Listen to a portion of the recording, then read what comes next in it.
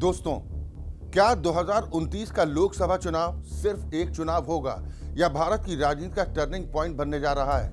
क्या सच में संसद की तस्वीर पूरी तरह बदलने वाली है? और क्या पहली बार ऐसा होने वाला है जब महिलाओं की मौजूदगी सत्ता के केंद्र में निर्णायक बन जाएगी? लेकिन असली सवाल इससे भी बड़ा है। क्या ये सिर्फ महिलाओं को प्रतिनिधित्व देने का कदम है या इसके पीछे एक बेहद बड़ा और सोचा समझा राजनीतिक गणित काम कर रहा है? और सबसे दिलचस्प बात, क्या ये फैसला आने वाले चुनावों का पूरा खेल ही बदल सकता है?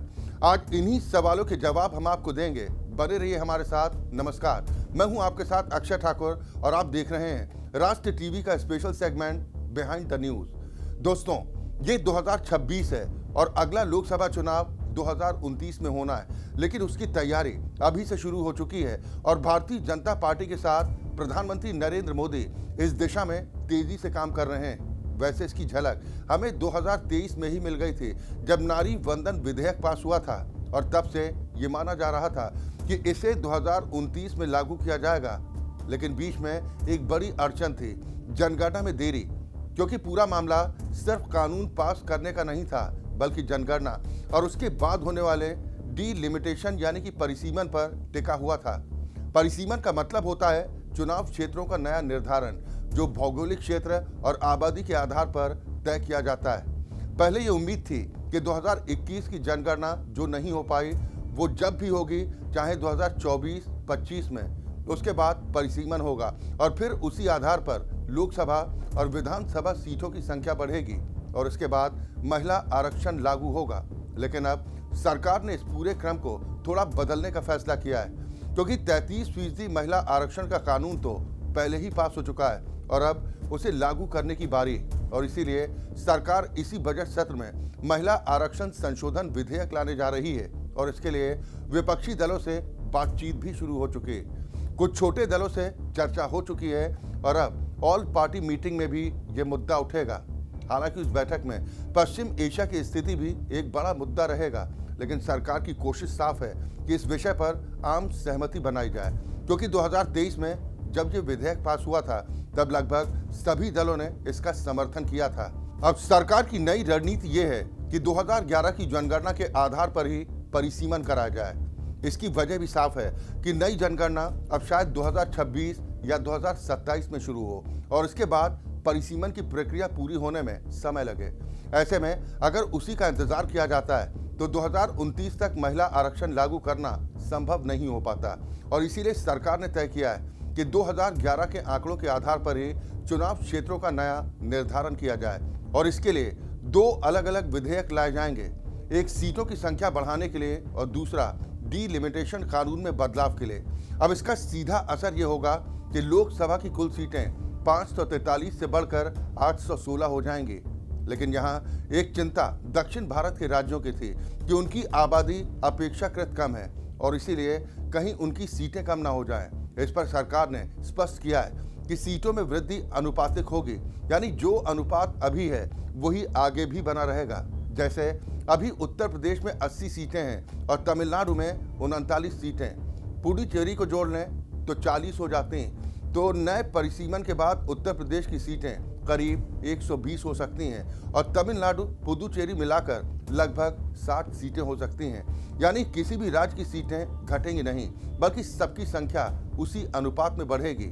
अब इसे अगर व्यापक नजरिए से देखें तो यहाँ सरकार ने नई जनगणना के आधार पर सीटें तय करने के बजाय महिला आरक्षण को प्राथमिकता दी है और साथ ही आरक्षण के अंदर आरक्षण की व्यवस्था को भी जारी रखा है। जैसे अभी अनुसूचित जात के लिए 86 सीटें आरक्षित हैं, जो बढ़कर 126 हो जाएंगी और अनुसूचित जनजाति के लिए 47 सीटें हैं, जो बढ़कर 70 हो जाएंगी।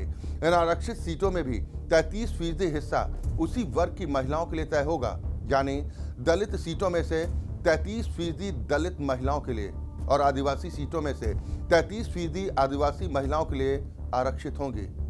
कुल मिलाकर इसका परिणाम ये होगा कि 2029 की लोकसभा में लगभग 273 महिला सांसद होंगी और यहीं से भारतीय राजनीति का एक नया अध्याय शुरू होगा। क्योंकि अगर हम पिछले चुनावों के रुझान देखें तो महिलाएं अब पुरुषों से ज्यादा मतदान कर रही हैं और पंचायती राज व्यवस्थाओं में आरक्षण के बाद जमीनी स्तर पर महिला नेतृत्व तैयार हो चुका है।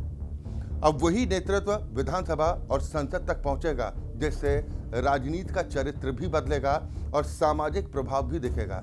यहाँ एक महत्वपूर्ण बात यह भी समझना जरूरी है कि परिसीमन का काम सरकार सीधे नहीं करती, बल्कि इसके लिए एक स्वतंत्र आयोग बनता है जिसकी अगुवाई सुप्रीम कोर्ट के रिटायर्ड जज करते हैं और उनकी सिफारिशों को अदालत में भी चुनौती नहीं दी जा सकती। यानी एक बार प्रक्रिया शुरू हो जाए तो उसमें सरकार का हस्तक्षेप नहीं होता। इसलिए बड़े स्तर पर विवाद की संभावना कम रहती है।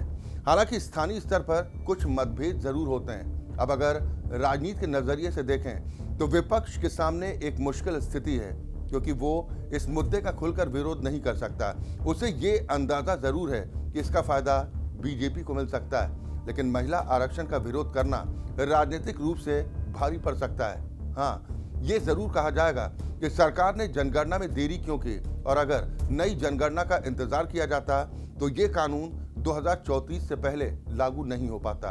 एक व्यावहारिक समस्या ये भी थी कि पुराने संसद भवन में 816 सांसदों के बैठने की व्यवस्था नहीं थी, लेकिन नए संसद भवन में करीब 880 सांसदों के बैठने की क्षमता है। इसलिए ये बाधा भी खत्म हो चुकी है। अब कुछ लोग ये भी कहेंगे कि ये कदम दूसरे मुद्दों से ध्यान हटाने के लिए उठाया गया, लेकिन सच ये है कि 2023 में ही इसके लागू होने का रोड मैप तय हो चुका था। उस समय विपक्ष कह रहा था कि सरकार गंभीर नहीं है, और अब जब इसे लागू किया जा रहा है तो विरोध का आधार कमजोर हो गया है। हालांकि संविधान संशोधन के लिए राज्यसभा में 2/3 बहुमत जरूरी होता है, जो एनडीए के पास अकेले नहीं है। इसलिए विपक्ष का सहयोग अनिवार्य है, लेकिन मौजूदा हालात को देखते हुए ये सहयोग मिलना मुश्किल नहीं लगता। इस पूरे मामले में एक सवाल अभी भी साफ नहीं है कि जो सीटें आरक्षित नहीं होंगी, क्या वहां से भी महिलाएं चुनाव लड़ सकेंगी। इसका स्पष्ट जवाब विधेयक आने के बाद ही मिलेगा, लेकिन इतना तय है कि 2029 का लोकसभा चुनाव महिला आरक्षण के साथ ही होगा, और ये भारत के संविधान और राजनीति में एक ऐतिहासिक और क्रांतिकारी बदलाव साबित हो सकता है, जिसका असर सिर्फ एक चुनाव तक सीमित नहीं रहेगा, बल्कि लंबे समय तक राजनीतिक, सामाजिक और विकास के ढांचे को प्रभावित करेगा। क्योंकि जहां महिलाओं की भागीदारी बढ़ती है, वहां निर्णय लेने का नजरिया भी बदलता है और अक्सर सकारात्मक परिणाम सामने आते हैं। अब अंत में स्थिति ये बनती दिख रही है कि ये विधेयक इसी बजट सत्र में आएगा और पास भी हो जाएगा। विपक्ष के लिए ये एक ऐसी स्थिति है जहां विरोध करना मुश्किल है और समर्थन करना मजबूरी। और राजनीति में ऐसे मौके बहुत कम आते हैं जब लगभग सभी दल एक ही दिशा में खड़े दिखाई देते हैं। आगे चलकर इसमें सुधार की गुंजाइश जरूर रहेगी, लेकिन फिलहाल इतना तय है कि 2029 में करीब 273 सीटें महिलाओं के लिए आरक्षित होंगी, और ये पूरी दुनिया के लिए एक उदाहरण बन सकता है। इसी के साथ आज के लिए बस इतना ही। अगले मुद्दे के साथ फिर होगी आपसे मुलाकात। तब तक देश और दुनिया की बड़ी खबरों के लिए आप देखते रहें राष्ट्र टीवी। नमस्कार।